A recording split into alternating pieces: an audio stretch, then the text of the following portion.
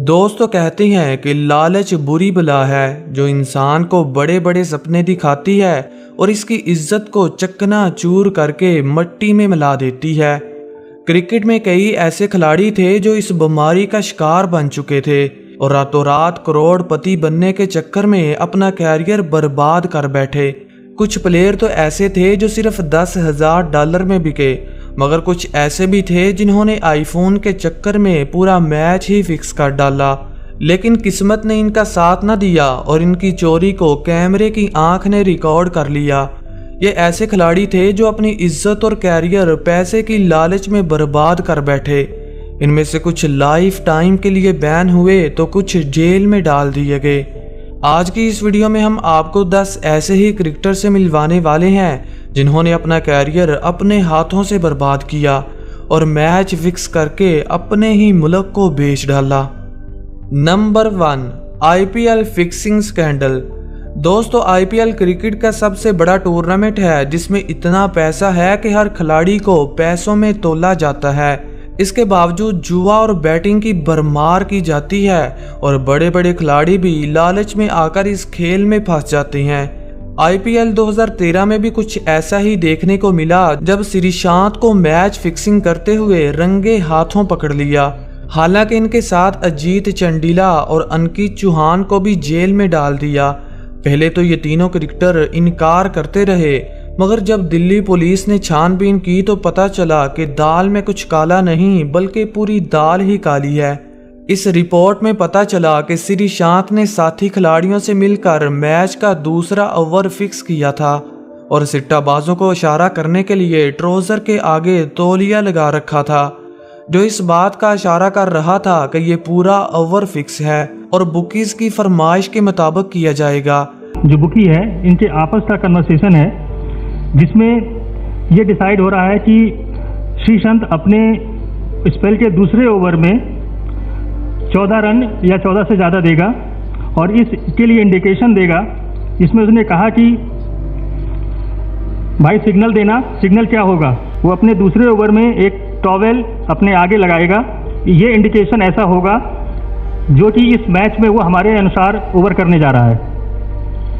यही नहीं, इस ओवर में 14 या 14 से ज्यादा रन्स दिए जाएंगे जिसके बदले श्रीशांत को लगभग 1 लाख रुपया मिलेगा। इन्होंने इस पैसे को आईफोन और ब्रांडेड वॉच खरीदने में खर्च कर दिया। दिल्ली पुलिस को इस स्कैंडल का पता चला तो ये मामला सुप्रीम कोर्ट तक पहुंच गया, जिसके चलते हुए इन तीनों प्लेयर्स को जेल में जाना पड़ा और लाइफ टाइम के लिए बैन कर दिया गया। ये बात यही नहीं रुकी, बल्कि इनकी वजह से चेन्नई सुपर किंग्स और राजस्थान रॉयल्स को 2-2 साल की पाबंदी का सामना करना पड़ा। एक तरफ जुआ खेलने वाले खिलाड़ियों पर सख्त पाबंदियां लगाई जाती हैं तो दूसरी जानब बैटिंग को टीवी चैनल्स पर प्रमोट किया जाता है।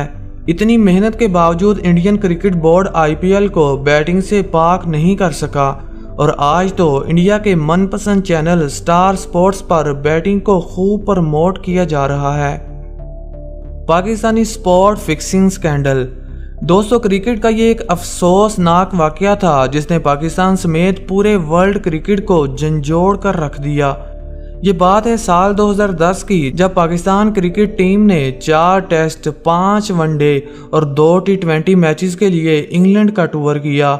उस टाइम पाकिस्तान के टेस्ट कैप्टन सलमान बट थे, जिसके जरिए मोहम्मद आसिफ और आमिर को पूरी प्लानिंग के तहत फंसाया गया। दरअसल ये अंडर कवर रिपोर्टर था जो एक न्यूज़ पेपर के लिए काम करता और अपने आर्टिकल को ट्रेंडिंग पर लाने के लिए बुकीज के साथ मिलकर एक ऐसा स्कैंडल बना रहा था। उन दिनों पाकिस्तान ने इंग्लैंड का टूर किया और उस रिपोर्टर को फेम हासिल करने का मौका मिल गया। इसने मजहर मजीद के साथ मिलकर सलमान बट को जाल में फंसाया और फिक्सिंग के बदले 1.5 लाख यूरो का मुआहदा हुआ, मगर इस मुआहदे के दौरान हिडन कैमरा यूज किया गया। मजहर मजीद ने कहा कि तीसरे ओवर की पहली गेंद मोहम्मद आमिर 9 बॉल करेंगे और 10वें ओवर की आखिरी गेंद भी 9 बॉल होगी जो मोहम्मद आसिफ डालेंगे। मैच में भी कुछ ऐसा ही हुआ और ये टेस्ट पाकिस्तान बुरी तरह से हार गया। ठीक एक दिन बाद न्यूज़पेपर में रिपोर्ट शाया की गई तो पाकिस्तानी प्लेयर्स को खेलने से रोक दिया। जब पुलिस ने इन प्लेयर्स को अरेस्ट करके तहकीक की तो इनसे वही नोट बरामद हुए जो हिडन कैमरे में निशान लगाकर दिखाए गए, जिसके चलते हुए सलमान बट और मोहम्मद आसिफ को लाइफ टाइम के लिए बैन किया और मोहम्मद आमिर पर कम उम्री की वजह से 5 साल का बैन हुआ। मैंने कहा यार बहरहाल मैं ये काम नहीं करता, ना मुझे आती हैं ये काम करना आते हैं, क्योंकि मेरा पैर भी लाइन से इतना पीछे होता है। मैंने नो बॉल कभी बहुत कम की है अपने क्रिकेट करियर में। तो सलमान ने कहा कि हाँ भाई करना है कि नहीं करना। मैंने कहा यार वो मुझे तो बहुत डर लग रहा है, मैं नहीं ये कर सकता। उसने कहा नहीं कुछ नहीं होता यार। और मैं कह रहा था कि क्रिकेट के साथ गलत हो रहा है, चीटिंग है, लेकिन एक तरफ मैं ये भी सोच रहा था कि वो मेरे साथ इतना काइंड है, मेरे साथ मेरी हेल्प कर रहे हैं, और मैं ये भी डर था कि ना किया तो मैं भी मेरे लिए प्रॉब्लम हो जाए। मतलब बहुत मैं कंफ्यूज था, मुझे कुछ समझ नहीं आ रही थी कि पैनिक हुआ था मैं। और मुझे आके अचानक कहता है कि ये आप जो है ना 1500 पाउंड रख लो। उस वक्त भी मैं यही कह रहा था कि क्या हो रहा है मेरे साथ, ये गलत है, नहीं होना चाहिए, लेकिन मैंने कर दी बोल। जैसे भी मैंने पहले भी बताया कि मैं परेशान था, पैनिक था, और अंदर से ये भी डरा हुआ था कि पता नहीं क्या होना है मेरे साथ, क्या हो जाएगा। फिर ये कि मैं एक तरफ ये सोच रहा था कि मेरी हेल्प कर रहे हैं, इवन मैंने कर दी। उस टाइम मोहम्मद आसिफ और आमिर दुनिया के नंबर 1 बॉलर थे जो किसी भी टीम को तबाह बर्बाद कर देते, मगर इन पर पाबंदी ने पाकिस्तान की क्रिकेट को 10 साल पीछे धकेल दिया। दुनिया चाहे कुछ भी कहे, आसिफ और आमिर की जोड़ी वर्ल्ड क्रिकेट की खूनखार जोड़ी थी जिन्होंने अपना कैरियर अपने हाथों से बर्बाद किया। 1999 का मैच फिक्सिंग स्कैंडल। दोस्तों ये क्रिकेट में हुआ सबसे बड़ा स्कैंडल था जिसमें इंडिया के कप्तान अजहरुद्दीन और अफ्रीकन कैप्टन हंसी क्रोंच जैसे नामवर खिलाड़ियों को लाइफ टाइम के लिए बैन कर दिया गया। ये बात है 1999 की, जब साउथ अफ्रीका की टीम ने इंडिया का टूर किया।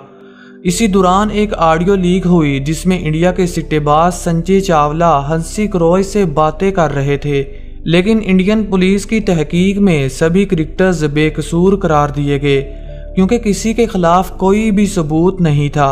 मगर उसी दौरान हंसी क्रोंच मीडिया के सामने आकर सब कुछ सच सच बता देते हैं और अपना जुर्म कबूल कर लेते हैं। I gave everything for my country. Yes, I accepted money from bookmakers. Yes, I was trying to feed them information. Yes, I spoke to the players before the match in 1996. But I promise you, every time I walked onto the field, I gave my all for South Africa.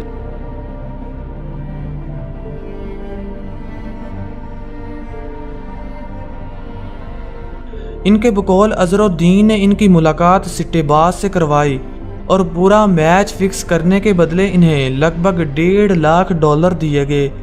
इस interview के बाद हंसी क्रोंच और अजहरुद्दीन को life time के लिए ban कर दिया। इस स्कैंडल के कुछ दिनों बाद इनकी एक प्लेन क्रैश में मौत वाक़या हुई, मगर इन्होंने जाते जाते ईमानदारी से काम लिया। अजहरुद्दीन फिर भी नहीं माने और कई साल इस केस को कोर्ट में चैलेंज करते रहे। हालांकि इन पर कई फिल्में भी बनाई गई, मगर फिर भी ये स्पॉट फिक्सिंग के इल्ज़ामात से बरी ना हो पाए और लाइफ टाइम के लिए बैन कर दिए गए। दानिश कनेरिया भी एक ऐसे ही क्रिकेटर हैं जो मैच फिक्सिंग की वजह से लाइफ टाइम के लिए बैन हो चुके हैं। हालांकि इन्होंने पाकिस्तान के लिए 10 साल क्रिकेट खेली और लगभग 300 बल्लेबाजों का शिकार किया। जब सईद अजमल ने डेब्यू किया तो अपनी परफॉर्मेंस के दम पर कनेरिया की सीट को संभाल लिया, जिसके चलते हुए कनेरिया ने काउंटी क्रिकेट खेलने का फैसला किया और लालच में आकर एक इंग्लिश प्लेयर के साथ मिलकर मैच फिक्स कर लिया। पहले तो इन्होंने अपनी गलती कबूल नहीं की, मगर फिर खुद ही अल जजीरा चैनल पर आकर माफ़ी मांग ली। My name is Danish Kanaria and I admit that I was guilty of the 2 charges brought against me by the England and Wales Cricket Board in 2012. I want to apologize to Marvin Westfield, my Essex teammates, my Essex Cricket Club, my Essex Cricket fans. I say sorry to Pakistan. बहरहाल ये उस time 31 साल के थे और अपना peak time देख चुके थे। जिसकी वजह से इन्हें इंग्लिश क्रिकेट बोर्ड पाकिस्तान ने भी लाइफ टाइम के लिए बैन कर दिया। तो दोस्त ये थे दुनिया क्रिकेट के वो नामवर खिलाड़ी जिन्होंने लालच में आकर अपने ही मुल्क को बेच दिया और रातों रात अमीर बनने के चक्कर में अपना ही कैरियर तबाह कर दिया। Thanks for watching, good bye.